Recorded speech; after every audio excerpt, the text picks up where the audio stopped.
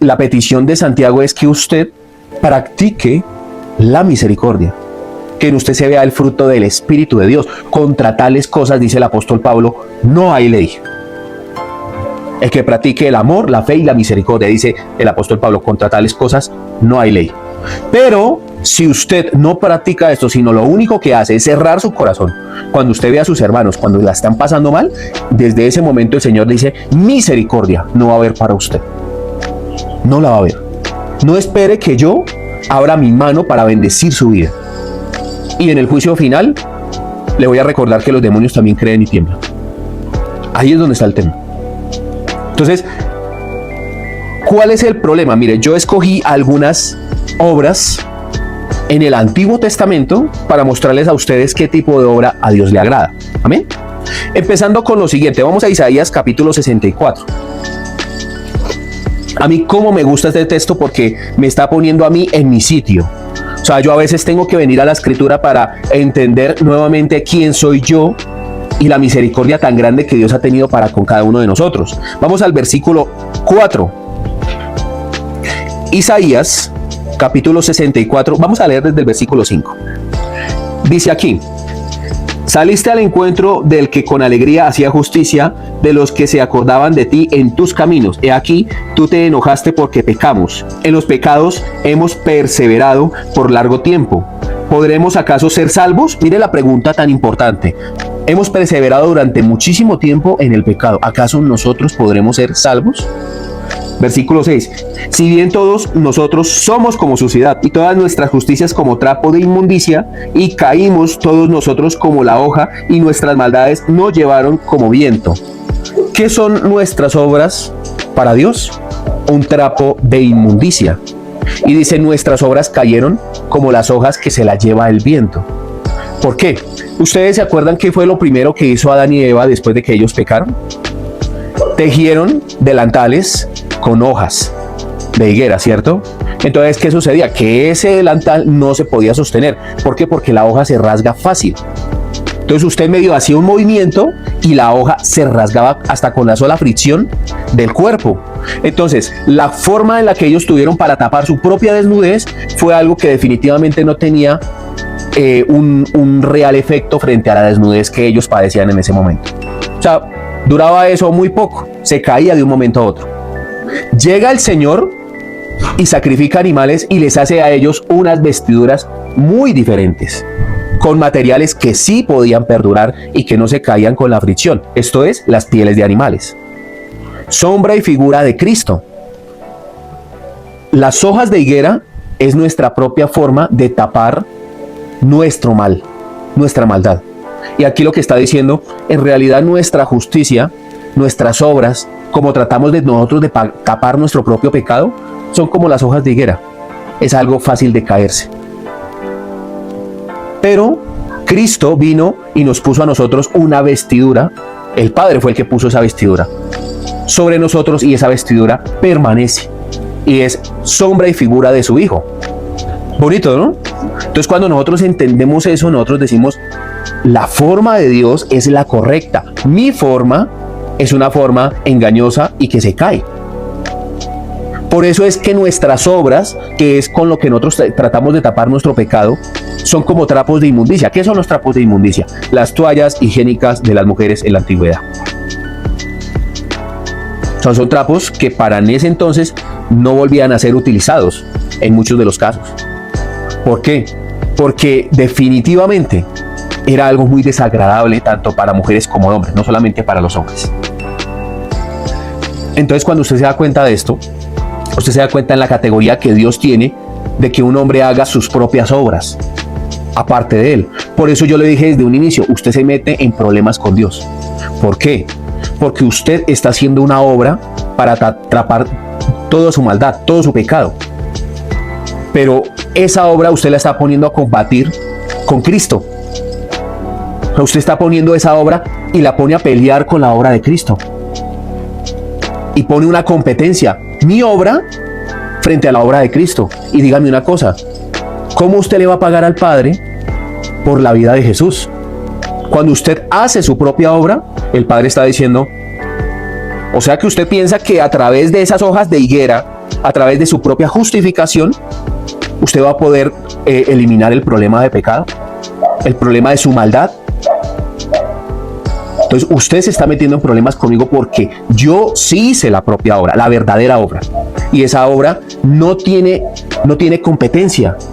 Nadie puede combatir contra esa obra. Nadie puede estar frente a esa obra. ¿Quién puede igualar a la obra de Cristo? Ahí es donde está el problema. Entonces lo primero que va a hacer el Señor es hacerlo a usted deudor. Y le va a decir, como usted cree que usted puede justificarse, ahora usted me va a pagar por mi hijo. Y eso es terrible para una persona. Por eso es que va a ser más tolerable el castigo para Sodoma y Gomorra. ¿Por qué? Porque es que usted está poniendo su propia obra, su justificación, a la par a la de Cristo. Y ahí es donde hay un serio problema. Porque a Dios detesta completamente esas obras. Son como trapos de inmundicia. Por eso la pregunta es, ¿acaso nosotros si pecamos podremos ser salvos? Si bien todas nuestras obras son como trapo de inmundicia. Y las veces que hemos tratado de taparnos, está diciendo Isaías, esa justicia se ha caído. La única justificación propia y que tiene una eficacia real frente al pecado es la obra de Cristo.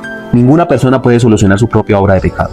Entonces aquellos amigos legalistas que ponen la ley, su propia justificación, por encima de la obra de Cristo y creen que Cristo más sus propias obras igual a salvación, están diciendo Cristo no hizo toda la obra completamente, sino se necesitan de mis obras.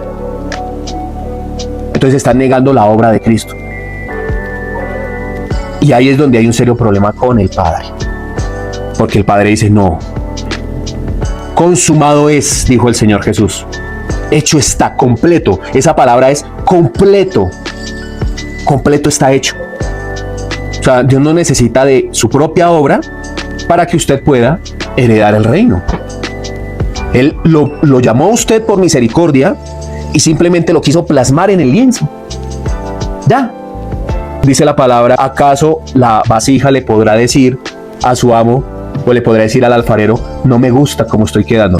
La verdad estoy quedando como torcido. No. Y dice la escritura que él dice, si usted me queda torcido, me queda mal, yo vuelvo y lo deshago y lo vuelvo a hacer. Eso dice el alfarero. Ahí no hay discusión. Amén. Entonces, por ejemplo, a ver, yo recapitulé algunas pequeñas obras que hizo el Señor Jesús en la antigüedad. ¿Y por qué hablo del Señor Jesús? Porque son sombra y figura de lo que vendría a ser Él. Porque usted dice, ay, pero en la antigüedad no existía Jesús. Ahí es donde está el tema, que nosotros no vemos a Jesús en el antiguo pacto. Y la Biblia está llena de figuras en donde el Señor Jesús aparece en el antiguo pacto. Por ejemplo, les pongo yo una obra. Por ejemplo, Caín y Abel. ¿Cuál fue la obra que Dios aceptó? La de Abel. Pero, ¿cuál fue el que más se esforzó? Caín. Caín tenía que ir cerca a Edén, a arriesgarse a enfrentarse con el ángel que tenía la espada de fuego, ¿no? Aparte de eso, tenía que cultivar la tierra y recordemos cuál fue la maldición. Espinos y abrojos te producirá la tierra y comerás el pan con el sudor de tu frente. O sea, usted sembraba un maíz y le salían espinos. Usted sembraba un aguacate y le salían espinos. O sea, era difícil porque los espinos es una mata que es muy invasiva. Entonces este hombre tenía que estar ahí chuzándose, quitando los espinos, estar abonándola, estar pendiente también de que un animal no se vaya y se come a esa planta, estar ahí abonándola, echándole agüita, ¿sí o no? Entonces era un trabajo exigente y ojo que estaban en unas temperaturas bastante difíciles. Entonces, cuando nosotros vemos la obra de Abel, simplemente era un pastor de ovejas. ¿Qué hace un pastor de ovejas? Sí, estoy de acuerdo de que tenía que enfrentarse con algunas bestias, aunque en aquel entonces aún las bestias obedecían al hombre. Entonces tenía que estar ahí pendiente de las ovejitas, pastoreándolas. El hombre lo único que tenía que hacer era prestarle atención a las ovejas y las llevar a pastar y a beber agua. Pero el Señor se place en la obra de Abel y desecha la obra de Caín. ¿Por qué? Primero porque la obra que hizo Abel es sombra y figura de su hijo. No era porque Abel tuviera algún atributo, simple y sencillamente era porque en ese momento el Señor ya sabía qué iba a hacer con la humanidad, con el problema de pecado. porque la paga del pecado es muerte. Entonces el Señor veía ese sacrificio como algo que tenía que suceder y recordaba la obra que iba a hacer su Hijo. Entonces cuando usted mira eso, usted dice, ¿cómo así? O sea, el Padre miró a ese cordero sacrificado allí y miró a su Hijo. Claro que sí. Y dijo, de esta manera se va a solucionar el problema de pecado de la humanidad. Y este hombre llamado Abel, sin ningún esfuerzo, ha venido y me ha traído lo más gordo. Yo también voy a poner lo mejor, que es a mi Hijo. Entonces cuando usted mira esto, ahí hay una cristofanía. Y ahí está Cristo plasmado. Y eso es lo que le agrada al Padre, Cristo. La obra de Cristo. Otra, Esaú y Jacob. ¿Quién merecía ser heredero y tener la primogenitura? Esaú. Era valiente, era esforzado, vivía en su propia casa. Era un hombre que para Isaac era maravilloso. ¿Sí o no? Y en cambio Jacob era un inútil que se la pasaba en las faldas de la mamá. Mire, los hombres eran necesarios en aquel entonces para la casa, para la guerra, para muchas cosas. Pero usted miraba que el oficio de Jacob era estar en las faldas de la mamá. Pero Dios, desde antes de que ellos nacieran, destinó de que el mayor le serviría al menor. Entonces no fue que Jacob fuera simplemente merecedor de poder heredar la primogenitura. Fue que Dios, desde antes de que ellos nacieran, lo había elegido. Y cuando usted mira, antes de cualquier otra cosa, antes de heredar la primogenitura, aparece una mujer llamada Rebeca, sombra y figura de Cristo. ¿Cómo así, Fabián? Sí, porque va y le dice, vaya y me trae ¿qué? Un corderito, y vamos a hacerle un guisado así como lo ha pedido su padre. Y Jacob dijo, no, pero si mi padre se da cuenta que yo lo estoy tratando de timar, la maldición que voy a heredar va a ser muy grande. En lugar de heredar bendición, heredaré maldición. ¿Cuál es la respuesta de Rebeca en ese momento? Esa maldición no vaya a ser sobre ti, sea sobre mí. Fue lo mismo que hizo el Señor. Entonces, ¿qué hizo Rebeca? Le dijo, vaya y póngase las ropas de su hermano el perfecto. Vuela como su hermano el perfecto y no se preocupe, yo me encargo del guiso. Y fue y lo mandó allí con el guiso, oliendo al hermano, con la voz de Jacob, pero ahí sí no podía hacer nada, pero con la imagen misma de la perfección. Otra cristofanía. Entonces cuando usted mira dice, ¡ah! Es la obra de Dios. ¿Jacob hizo algo para merecerlo? No, fue obra de Dios. ¿Sí mira que él las prepara de antemano? Finalmente, Saúl y David. Entonces cuando usted mira aquí, hay un tema bastante particular acá. Porque David era el hombre más pequeño de sus hermanos, era el hombre más desechado. Recordemos que cuando Samuel le dice a Isaí que me presente a sus hijos, lo primero que hace el padre es negar a David.